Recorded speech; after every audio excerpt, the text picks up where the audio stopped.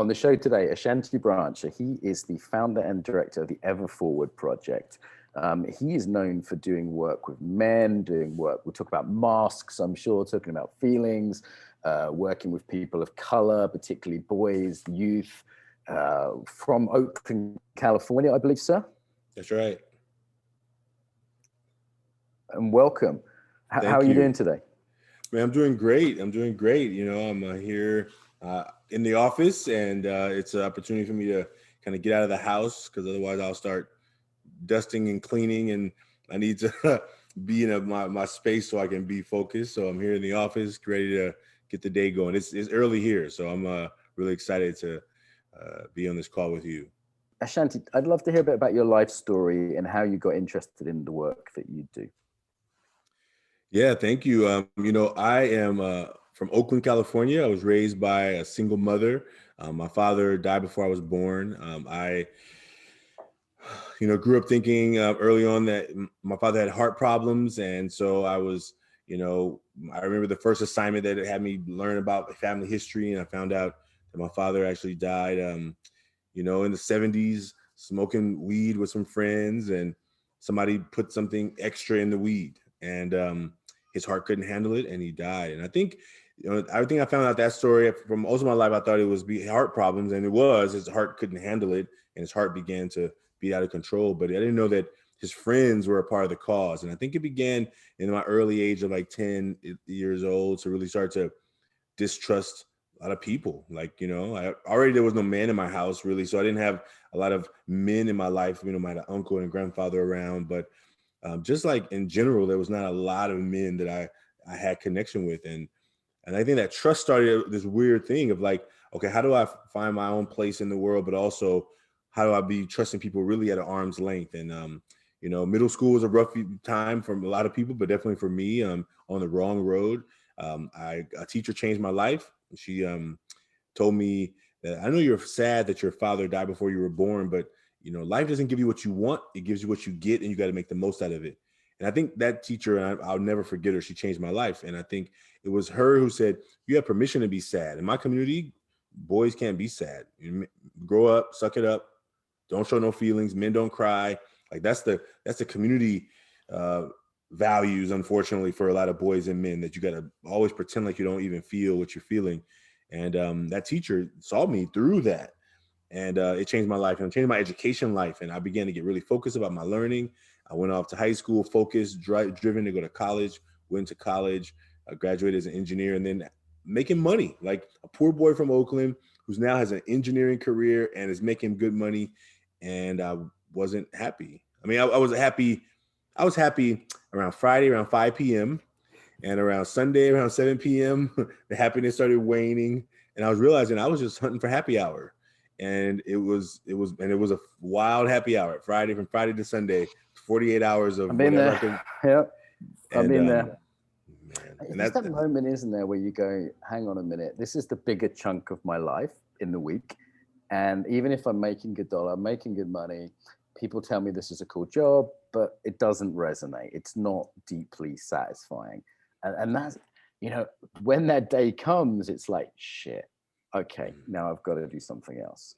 So what was the next step for you then? You had that kind of cooling, that moment of realizing this isn't making me happy. What happened next? Well, actually, I decided to go even deeper. So I changed jobs. I got a job as a promotion as a project manager, and it made more money.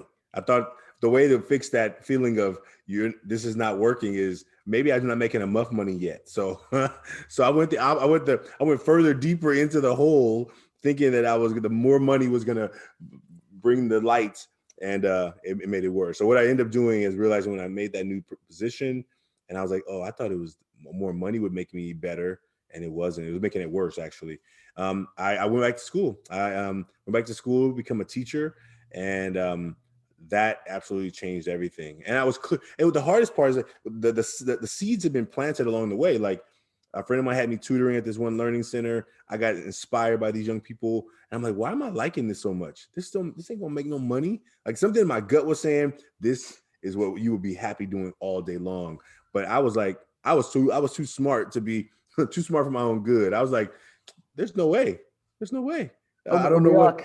We are conditioned to chase the money as well, right? I mean, society conditions us that way, and I kind of feel like money is a multiplier. You know, if you're miserable, money can make you more miserable. You know what I mean? Yeah. And it's like, and then when you're on a path and you get money, it's like, okay, great, I can use this for something positive. And you know, teaching's not a path for money, and you've actually gone into sort of non-profit areas since then, right? As well, like even you're going further away from that. Exactly. I heard there's one hip hop philosopher say, "More money, more problems," and I think it's only you can know that when you have the money. If you don't have the money, you think the more money means more fun, and I think when you realize that it doesn't create problems for everyone, but it can if you're not. If it's not the thing that you actually was the source of your joy, and for most people I hear that it's not, you know. And I think when I became a teacher, I mean I literally the first year Ever Forward started, I wasn't trying to start a nonprofit. I mean, if you told me, look, Ashanti, it looks like you're starting a nonprofit, I would have been like, you can't get more nonprofit than teaching. Like I'm already at the bottom of the profit list. And now, as you say, I'm running a nonprofit, which I can totally. Oh yeah, it is possible to work harder and make less, and even less. My parents were teachers, so I get that. And okay, so what's the essence of the nonprofit? If someone said, "What is Ever Forward? What do you do? What's your sort of elevator pitch?" Just give us the basics, then we'll get into it. Yeah, Ever Forward is a youth development program. We have 3 programs. We have Ever Forward Club, which is for young men, middle school and high school, really helping young men have a safe space to talk about whatever's going on in their life and know that it's okay, that they're expected to navigate their emotions in healthy ways and not push them and shove them down. We have Ever Forward Professional Development for teachers, parents, social workers, people working with youth. I mean, even sometimes some corporate people who want to build deeper teams and connection. And then we have Ever Forward Experiences, which is the work we do around the world with our Million Mask movement, and really helping people recognize that there's more to all of us than anybody could ever see by looking at us. And so our work is really about building connection, helping people build deeper connection, and really helping people around the world realize that they're not alone. That's our really program, the purpose of our program. Beautiful. I want to sort of look at the different parts of this. So let's go again. Like, why young men? And as I understand it, Black and Hispanic men, particularly, right? In your work, is that right in my research? That was a founding club. I mean, we've gone on to serve all young people, but they started with those because those are the students at my school who were doing really horrible. 47% of approximately 47% of African American Latino males were failing half of their classes or more. I'm like, wait, how are half of the African American Latino boys failing half of their classes? And there was not one program at that school to fix that, to do something about that. And that's where it started. I mean, I was one of those kids, you know. I was from a low income family, in a school that was like, whatever, the good kids, they move on. The bad kids, they don't. And there was really nothing unless you grabbed on to stuff. There was stuff there, but if you didn't know it was there, you would never see it. It was no programs going and grabbing students who were struggling, saying, hey, is this okay for you? Are you happy where you are? And really helping them to like navigate, because they're smart enough to know whether they're happy in their performance or not. But most times you assume that if the kid's doing bad in school, they must not care about school. And what I began to learn was that there was so much more baggage in the way and in their veil that school, you couldn't even see school. School, I'm just here to get away from my crazy life.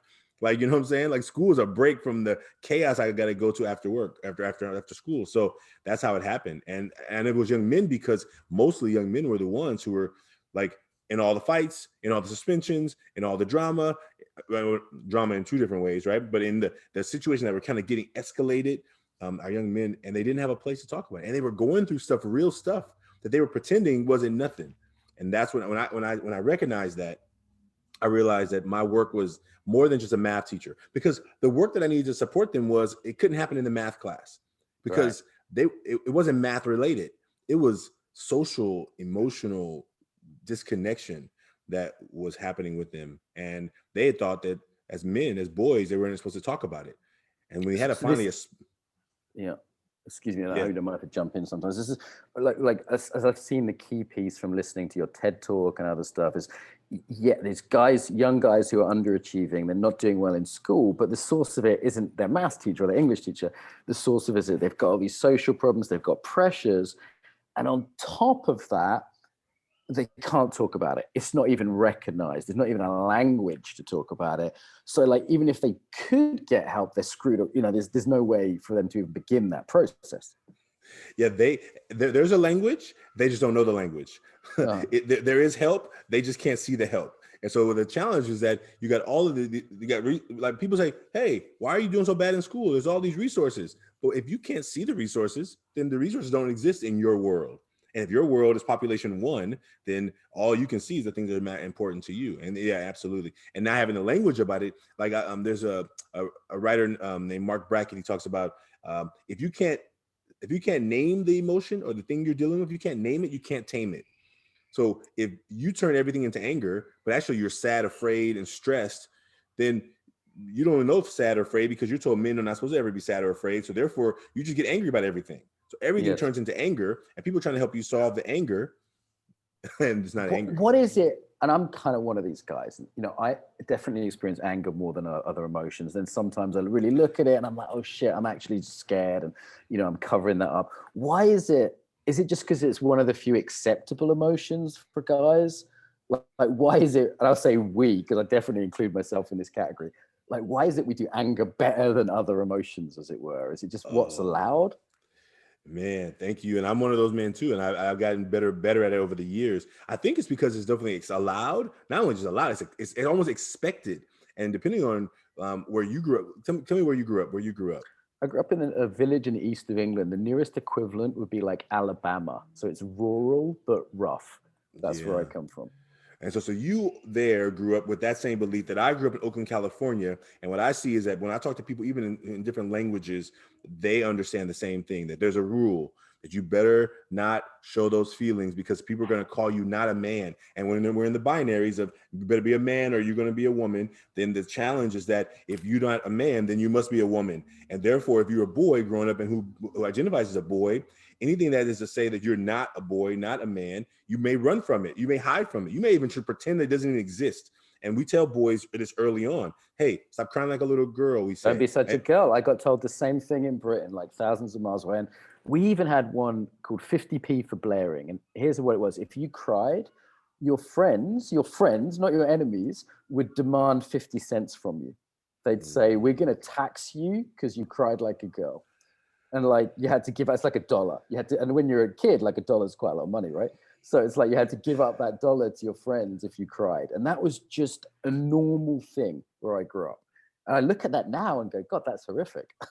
Yeah, yeah. Imagine how many other boys who may not feel like in the body they were born in is all of them, right? They feel more sensitive, and like they get even harder, right? Because now people are like challenging them for just them being themselves. And then you're like, you either got to fight against that so you can become tougher. I'm gonna fight against it, or you just feel ostracized by everybody because you're not gonna pay the dollar. I'm not paying you no dollar for that. And then what happens? Well, that kid has to fight physically, or people just push him so far out of the boy circle that now no one wants to talk to you. So what's all the baggage that comes from that of not even being accepted because you didn't want to fall in line with the conformist of saying this is what we all do.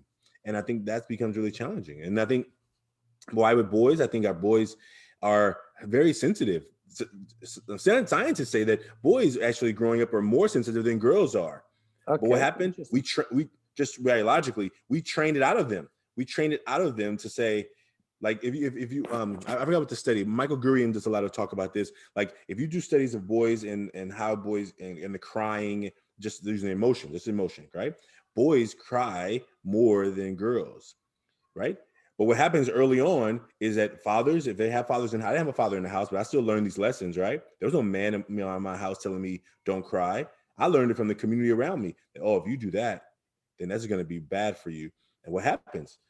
You learn it quickly, even with no man there being the structure of it. The community structure says. The community tells you. That's right. I remember we used to fight a lot as kids, and there was this one kid who was really small, but he never cried when he was beaten up, and everyone used to really respect him. I remember his name. His name was Dominic Longobardi. He had this weird Italian names, and there wasn't many immigrants where I come from. People are beating him up for being an immigrant. He's little, but everyone respected him as a boy because he never cried, you know?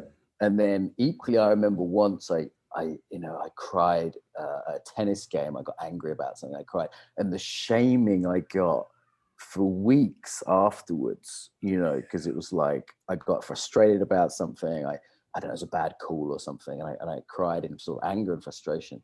And it's just like the community was, no one had to tell me. It was just like I was just mocked for weeks, for it. And I think of how Dominic was respected and I was mocked. And you don't even have to do it yourself. You can just see that happening in others and go, okay, so I'm not allowed to express any emotion other than anger. Man.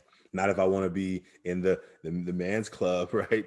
Not if I want to be. There's a researcher at Stanford, Judy Chu. She talks about her research with like little boys, 5 years old and younger. Like they had the mean team, right? The boys club over here, and we had to be against the girls, and you can't go hang out with the girls, or you're not a real boy. Like these are little boys, like that are learning these behaviors from where? From either TV, movies, video games, that tells us we got to be different and we got to be better and tougher and stronger. And if you hang out over there, then you're not a real boy. Where do they learn that? I was at a screening recently, a parent of a second grader. So he's like 7 years old. She said, my son came home the other day. He has a best friend. They share lunch. They hang out. They sit together, eat lunch. And one kid walked over and said, "You two are gay." Now this kid, second grade, didn't even know what gay was. He came home and asked his mom, "Mom, what is gay?" She said, why are you asking? He said, "Well, we were having lunch. I was having lunch with my friend, and we were, sharing lunch, and we were just doing what we always do. And some boy walked over and said, 'You two are gay.'" So that's interesting because that's another piece, right? There's you can't express emotion, but you can't be close with other men. So if you think about what this is doing, it's like, of course you have like men and boys, not only can we not express ourselves, but if we get support, then that itself is also bad. So it's like we're doubly screwed. Absolutely. And we want it. The sad part of it is that if you really get to the heart of men who are willing to open up, we want to have tight connected relationships with other people, like maybe with a partner intimately, but also with a guy friend we can just talk to and be. But why is it trained out of us? Well, because there's this society that says, well, something must be wrong with you if you want to have a close male relationship. I mean, I think that those are when boys lose their friends and their parents are like, I've seen it happen in stores, I've seen it happen on TV, like you see it, like, hey, don't worry about him. If you don't want to be your friend, don't worry about him. Like, I don't think often we tell girls don't worry about losing their best friend, but we tell boys don't worry about losing your. And I'm speaking in generalities a lot because I want people to understand the extremes, because you may not be that kind of parent or that kind of brother to your brother. You may not have been treated like that growing up. But what we see in a big spectrum around the world is that whether I'm in India, I'm in Australia, I'm in New Zealand, I'm in Africa. We're talking about the same experiences, even though we grew up thousands of miles apart. It's very similar. It's very similar stuff. And I saw the same thing in Ethiopia. You see it in Japan. Everywhere I've been, I've seen the similar stuff. So there's definitely that pattern. So obviously this has a consequence, right? Like the guys are either frustrated, they're not doing well in school. It's a big problem in the UK that boys do way worse than girls in school, of all ethnicities, actually. And then there's the suicide, the drugs, there's all the other stuff, which is like, it's got to go somewhere, right? That's right. And we see right now, definitely with a lot of young people staying at home, being stuck in the houses, this energy is getting erupted, right? We know that, early in the pandemic days, we saw that, Pornhub had a huge spike in their viewership, right? Because what are boys doing all day long? They're at home. They want to connect with people. There's no connection. I got to be in this house all day long. I saw a parade of about 500 bikes the other day, mostly young men. And I was just thinking, literally, they were in the marina area. 500, like literally 6 minutes of recording bikes and bikes and bikes. I'm like, where do these people come from? And what I was thinking while it was happening, I'm like, what if all of that energy, and they were riding in a rural area, so there's no buses that they had to ride to get to this place where I was at. I was there for a walk. I'm like, imagine all this energy stuck in people's houses right now. Hundreds of these young men with all this energy riding for however hours they were riding, all that energy stuck inside houses on these devices. Like, what do you do? It's like men are already a pressure cooker, and then COVID's created a pressure cooker on top of the pressure cooker. There's an emotional pressure cooker, and it comes out in sports. It comes out in in excessive sexuality or whatever, because people are lonely and they've got emotion that's frustrated. And now on top of that, we've added this COVID pressure cooker. Oh man, without a doubt. And I think one of the things we see in our young men and what we hear from them is that, man, I just can't wait to things to get back. Right. And even for young men, now let me just say this really clearly, because I know there's some young men out there who actually are loving it.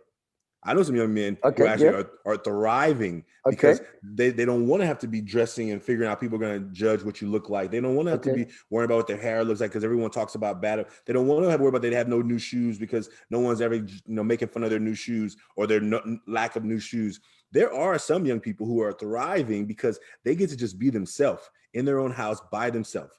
So I don't assume that everybody's struggling in this moment because I know some young people in my own work who are loving it. They're like, I ain't got to worry about nobody. Only thing people got to see is my head. I just got to worry about a shirt and whatever up here, right?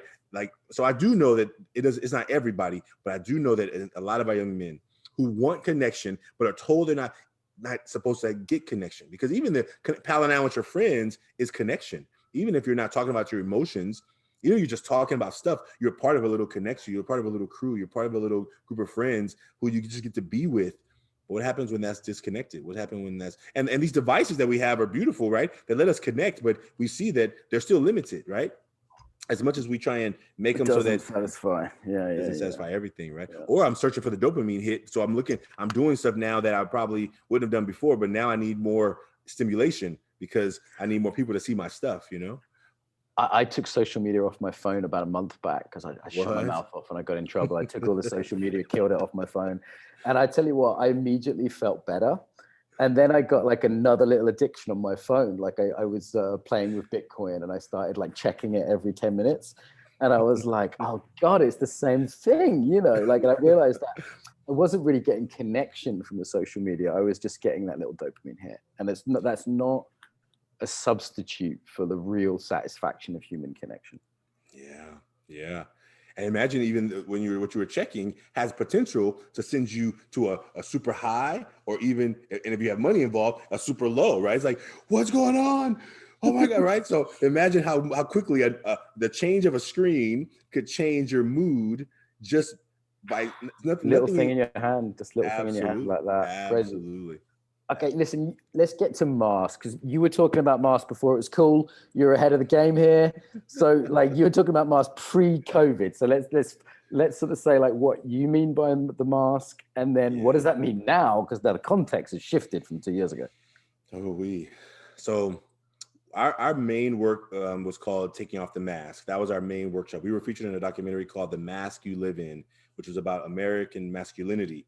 And even though it's about American masculinity, we see that type of context of the documentary, people around the world recognize it. So The Mask You Live In was this idea that they were going to come film me doing some work with some of the boys I work with, young men. And I said, well, you should go to our club that's actually the best club, because they do the more deep work. And they were like, well, we want to see where you do the work. I said, well, the young men I'm working with, they don't open up. They don't talk. They don't share what they're going through. And they were like, well, we want to see the resistance. I'm like, all right, I'm glad you want to see resistance. So I was working with some young men at this high school, my old high school, not opening up. And what happened in that moment, when I was thinking about what they were going to come and see, they were going to see young men pretending that everything was fine. When we do a check-in on a scale from 1 to 10, all those young men are like 10s, maybe 1, 9, 10, 10, 10. I'm good. I'm good. Everything's fine. Yeah. I'm fine. And I knew it wasn't, because I was one of them. And not only I was one of them, I was a dean. So all the referrals and all the suspensions go through my office for the most part. So I knew that they weren't fine, but they in front of each other, I can't tell their business. My job in a circle is to hold space. So anyway, I said, well, what if I can make them talk about it without talking about it? And the idea of the mask was like, okay, in the documentary, I pass out this picture of a mask. I'm like, okay, on the front, write qualities that you let people see. On the back, write qualities you don't let people see. And right away, like literally, they started writing them. And what I was like, okay, ball the paper up. And then we just start throwing pieces of paper at each other, because I really my goal in my mind was shake the energy up, but also mix the papers up. And then I told them, what do they say? Like, what do you say? Like, because there is this thing around the world, and in Britain we have this, how are you? I'm okay. How are you? I'm okay. It's just a sort of social ritual. And, for certain groups, maybe guys, particularly certain ethnic groups as well, I think, it's like you can't say anything else. Right. And, I saw you do a check-in at the embodiment conference. I watched your embodiment conference talk. It's like, no, really, how are you? Like, I was just training some of my new staff in this, because we have a company meeting every week, and we do a 30-second check-in, and I ban fine, good, and okay. They're banned. You can pass, but they're banned, And it's like, there's some people in there who are from Hungary, who's a culture that isn't super emotionally expressive in my team. and they're like really struggling, but they're I'm tired. I'm like, good, like I try to reinforce that they can say tired, and I'm not going to fire them. You know what I mean? It's like you have to teach people that it's safe to say how they really are, right? Like, what do people say when they start feeling safe enough to kind of come out with it? Man, I think what they began to recognize, and definitely those young men, I want to tell you this last part, because what they did in those papers, when they opened up a paper that wasn't theirs, they saw that what they were not showing behind their mask, the other young men weren't showing behind their mask. Because everybody on the front was fine, good, and cool, but on the back, it was like fear and sad. I don't show anger because I'm afraid if I show anger, it's going to get me in a lot of trouble. Like all the things, that family problems, addiction from parents, like they began to recognize that, wait, how are we all dealing with the same stuff and we don't talk about it? And one young man said, it's like you got to keep your poker face on.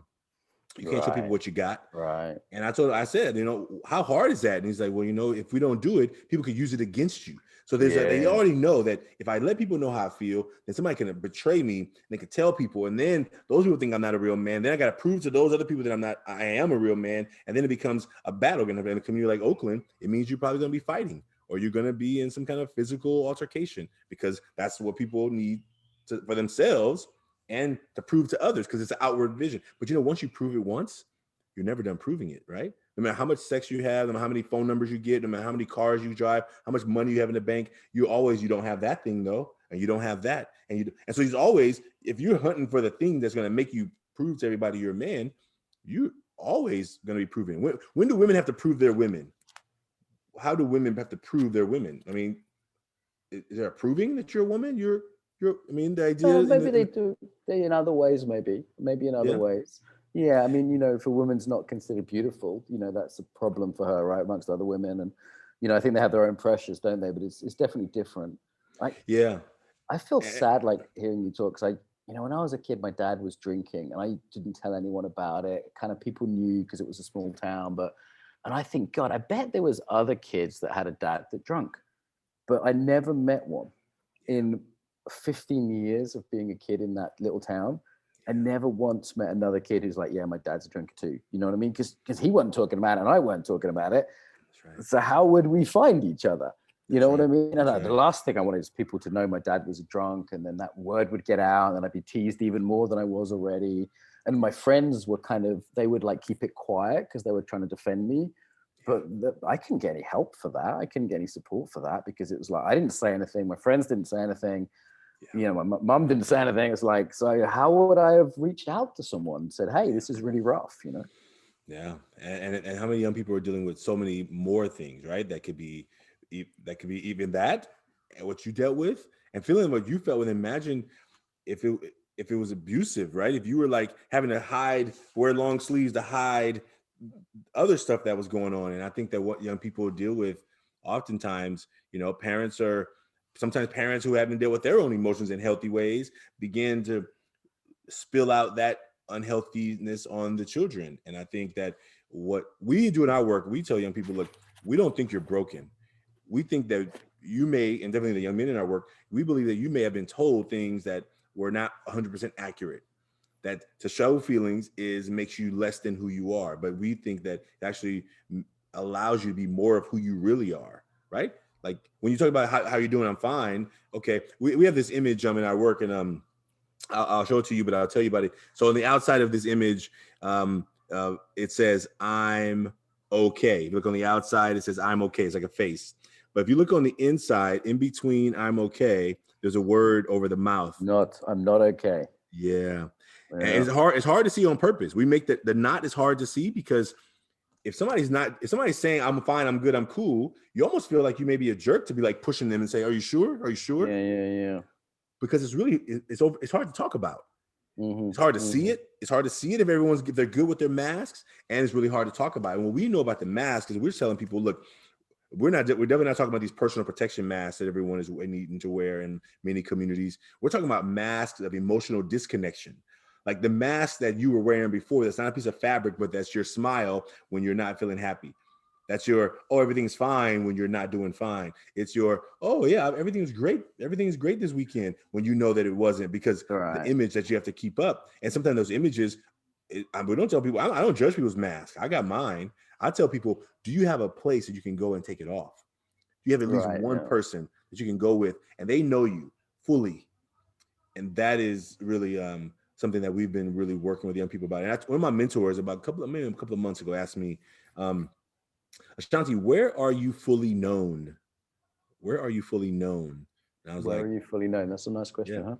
And Yeah. I was Yeah. like, I don't think anywhere I'm fully known. He says, well, I think it'd be really hard to be fully loved unless you are fully known. Because you get love for something you're not. Yeah. That's Yeah. Not or in, or just half of you, right? Or just yeah. Not parts in of your you, or entirety. just, and that's, I was like, oh wow. Oh wow, I feel that, right? And I think that we talk about young people about really finding places, and everyone doesn't deserve to know all your truth, right? Whatever you've been going, everyone doesn't deserve to hear your real story, but can you, I think everyone needs at least one. That's where you invite young people Yeah, in to yeah. come. Those one or two friends, or that therapist, or that coach, or Yeah, mentor, whoever it is that you can go that's right. to. I That's right. think the difference between one and none is a huge difference, right? Whether that's a mentor or a youth worker, that's a huge difference. That's right. Absolutely. Beautiful, beautiful. And how does this interact with the sort of the personal protective mask wearing thing? So let me give you an example. I noticed this. I was in this hotel the other day in Mexico, and I was kind of in a bad mood, and I didn't really want to connect with anyone. And I was kind of glad that I got to put on this blue mask as I walked through the hotel, because I didn't really want them to see my emotions. I was a bit lonely. I wasn't having a great day. And I was literally hiding my face. And it was kind of easier than having to put on a fake smile, because a lot of the staff were real friendly, kind of got that kind of Mexican kind of friendliness going on. And like, I just didn't want to deal with that. And it was so good to be able to put on that blue thing in front of my face and then just sort of nod as I walked through if they addressed me. And it was like, wow, this is like a literal mask instead of the virtual one almost, Yeah. Oh man. And what you what you just named there is such a big thing. And I've been writing about this a little bit lately because I'm 6'1" and I'm 300 pounds. So I'm a big dude.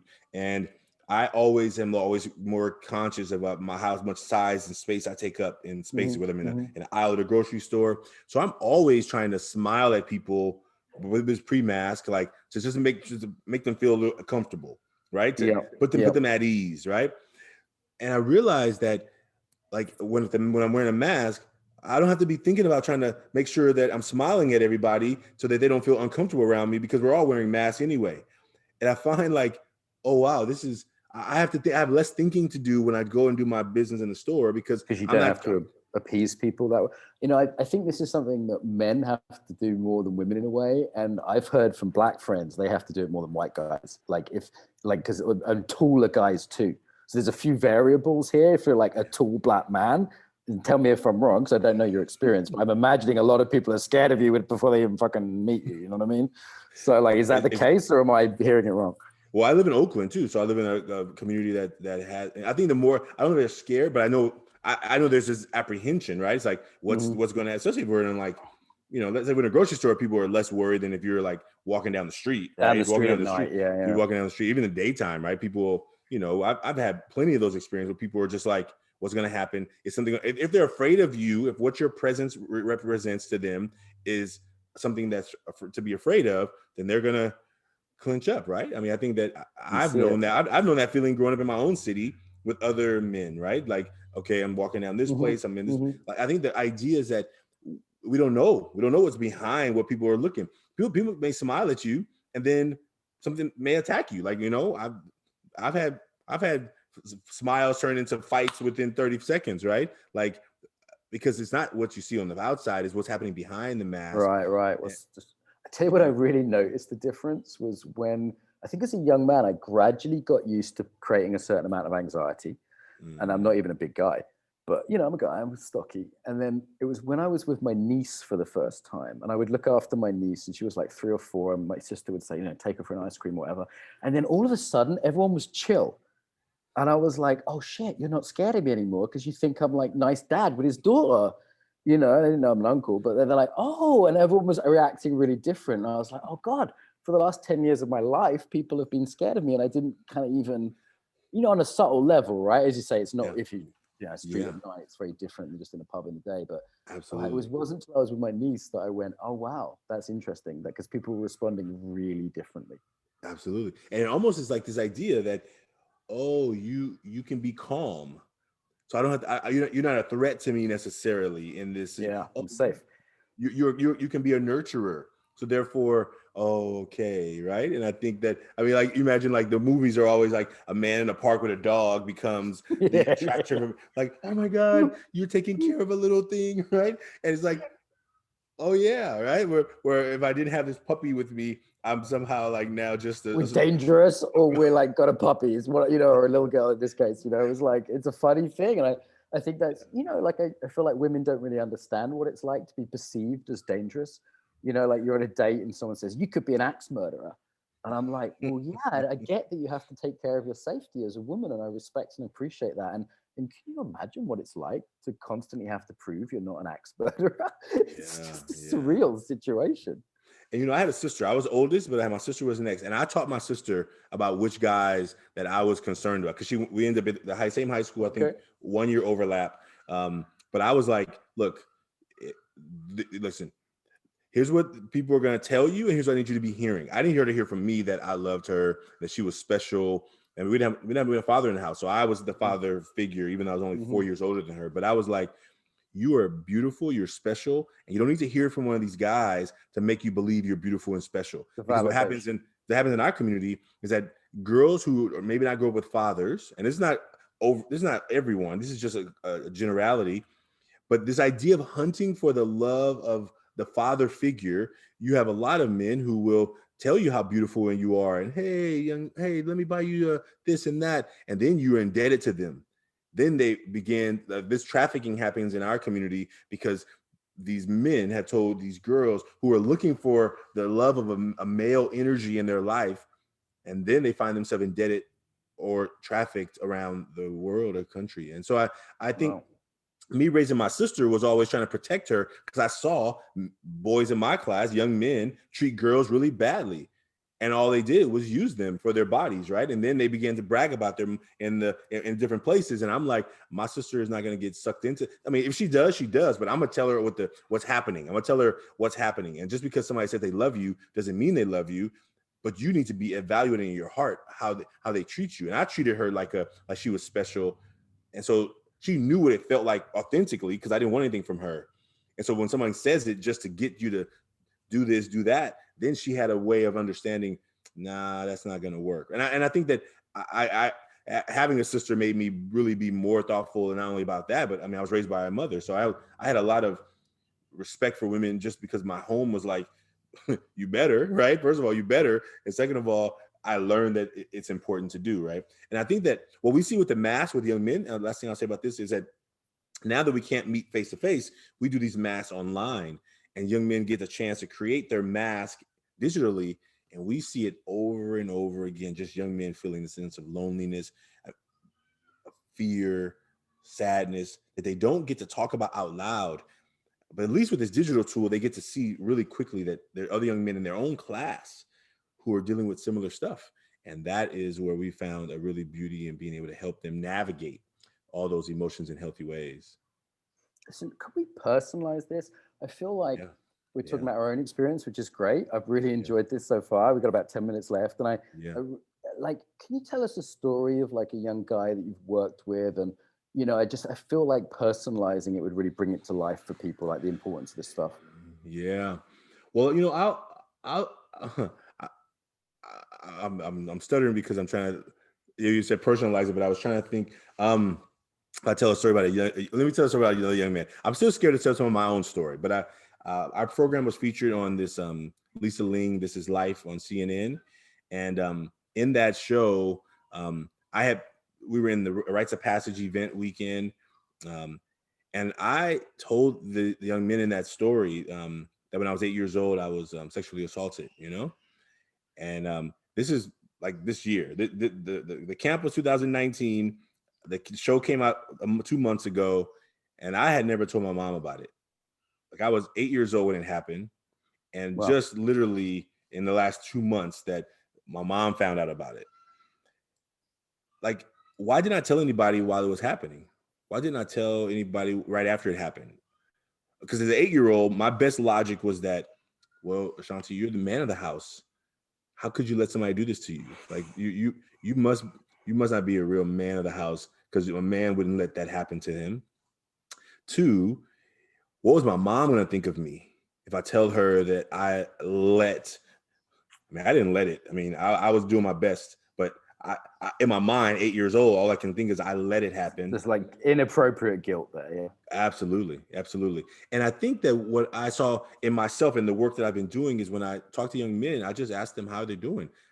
I only literally, say in the last 5 years, remembered this story because I had shoved it so deep out of my mind at 8 years old that I had turned to food as a healer. So when I began this mentoring program, I think deep down I was building what I wish I had in high school, what I had in middle school. I wish I had a place that somebody could hear my truth, not make me wrong for it, help me navigate through it, not blame myself for it, not turn to substances to feel better about it. And my substances happened to be food, which made me just blow up as a overweight. But I see a lot of young people today turn into drugs and alcohol. People turn to something to cope, right? They have to turn to something. And it's so beautiful to provide as an adult what you needed as a kid. Like that. And I've heard that from different people I've interviewed and seen on the conference and the podcast. Like, it's a beautiful healing journey to say, I didn't get this and it really matters. And now I'm going to make sure others get it. Like that's sort of post-traumatic growth, almost post-traumatic contribution. Yeah. Like that feels like the essence of so many people I know who are doing good work in the world. Yeah. And one young man I'm thinking about right now, and I'm glad we're talking. You asked me about the personal story. I've never told that story on a podcast except my own, right? Like, so it's I was nervous to say it, but what I realized is that it's my truth, and I'm starting to learn to take away the power of that story over me, as opposed to like me being able to land in it. Another young man right now who I'm mentoring, he's hiding from me. And the way they hide from me is like, I'll reach out to them and they won't respond. Yeah, that's ghosting is really common amongst young people. They just won't respond to the text. I get it. That's right. They got these devices, right? You send it, they got it, but they don't respond. You can see they've got it as well on the WhatsApp where there's a little 2 blue dots, so you know they've got it. And they're like, I've had that with employees. I've had that with all sorts of people. Yeah. Like, dude, I know. And the fact of that, the belief that they are sometimes thinking they're protecting you. So one of my young men, I wrote him a message on Christmas, right? I said, Merry Christmas. I'm sad I don't get to see you anymore, but I respect your choices. I've been here for you. Regardless of what story you're telling yourself, I'm still here for you. And about an hour later, he wrote back and he said, just want to wish you a happy New Year's. I hope everything goes well for you and that you reach all your goals. Just know I have nothing against you and I'm in a crazy place in my life. I don't want you to hurt over me. I'm a horrible person. You don't need me in your life. I need you, but I'm choosing to keep my distance because the only one who would be hurt at the end from this friendship is you. I love you, Branch. Please stay safe. Wow. And that broke my heart even more. I mean, he thinks he's protecting me and all I'm trying to do is get closer. You see that with shame, right? People go, I'm so bad. You don't want to be near me. That's right. You don't want to touch me because I'm so bad. Right. Yeah. That's right. That's right. And this is a young man I've been mentoring for 5 years, like, it's not like I've just met him. It's like, sure. And so what happens when they believe that they're going to disappoint you? It's like, why would you ever think that? I've never given you reason to believe that. You are telling yourself a story. And what we see over and over again is our young men, they want to connect. I need you, which means that, I mean, that felt really good, but ultimately I want you to let me in. And I think that if you believe that the only way people will care about you is if you are always at your best or what you think they think your best is, then we may never let people see when we're struggling. And the parents who are human and alive, have many experiences, don't let their kids see how they navigate troubles and challenges. If you're the parent and you're perfect, how does your kid ever know how to navigate challenges? Right? If you never express to them how you navigate challenges. And so we tell teachers, the parents, the same thing. Like, kids need to know you're human, because they're not going to come to you and talk to you about stuff if they think that you're perfect and that you couldn't possibly understand what they're going through. And that's how this work has been growing. That's how we've been able to reach more people. Just really trying to help people be more authentic, and also being really honest that we know that you're not going to be able to share it with everybody. Yeah. And it's obviously beautiful work. I think it's really important work. I'm glad people like you do this work. I'm glad I do see the world moving in positive directions around this. I think my generation are better than my dad's generation in like talking about stuff and reaching out. And I see like young guys hugging each other and, you know, like talking about mental health and drugs. It seems like there's real positive movement. So I'm glad this is like, there's a movement in the world, and I'm glad people like you are pushing it along. So thank you on behalf of all the boys out there. How do people support this? Where do they get involved? Where do they donate? Where do they, you know, this million mask movement? Like just free flow. What do you want to tell people? Right on. Well, you know, we are inviting everyone around the world. We set a goal to collect 1 million masks. We're at 50,000 masks right now from 19 different countries. So you can make a mask at the website 100kmasks.com. That's www.100 the number 100kmasks.com. And if you want to see what we're up to at Ever Forward Club, you can find us on any social media at Ever Forward Club. Ever Forward Club. Ever Forward Club. Forward Club. Yep. And our website is everforwardclub.org. And so please reach out. Please join the movement. We actually are just starting a new program where we're working with teenagers who want to like support and be involved in their community. They're called peer mentors. So they get to then go to other classes and other schools and present. So we train them right now. We're in the early stages of it. We have our first school here in the Bay Area. The pilot went really well. 16 students presented to 1,250 students at their school to take them through the mask activity. It was so beautiful. And it's beautiful when young people now get inspired to help each other to be more real themselves. And when it comes from me as an old guy, they can hear it because I tell real stories. But when it comes from another teenager, your same age, who's willing to open up, it's been so beautiful. And so we're so excited to be a part of this movement. And thank you for having us. And thank you for letting me share. No, man, listen, I heard really good things about your session at the conference, and I caught you on the leadership panel there. And I've just pinged you my number if you do iPhone or WhatsApp. Yes. If you're ever in London, give me a shout. If I'm in San Francisco area, I'll give you a shout. And I'm sure Embodiment Unlimited can give you guys some support in some format. It might take a little while to get it together, but I like what you do, and I feel you know it touches me personally if I feel like my own childhood, and it feels like a cool thing. So let's go backwards and forwards on the WhatsApp and see if we can get you guys some more support. What would be useful? Beautiful. It might not look like, you know, often these things are quite creative with our network. So, but yeah, I've really enjoyed this. It's been very touching, actually. Thank you. And there's a new documentary that we're going to be in, and I'll let you know the screening is going to be February 13th. It's called Beyond Men and Masculinity. The director is from the UK. His name is Alex. I forgot Alex's last name right now. Gabe. But he's the new documentary is featuring our work, and it's around this work around how do we give men more space to be more of themselves, their full selves. And so, yeah, man, thank you so much. I'm so excited to be connected, and I look forward to even more. I would love to, you know, at some point have you on our taking off the mask experience. I'd love that. I'd love that. Listen, awesome. I'm glad my Airbnb Wi-Fi held up because I was really looking forward to this. And the Wi-Fi crashed this morning. I was like, don't crash for Ashanti School. I really want to talk to this guy. Okay, so I really need to go, unfortunately, but this has been great. So right on. Take care of yourself. Be well. Be well. Bye-bye.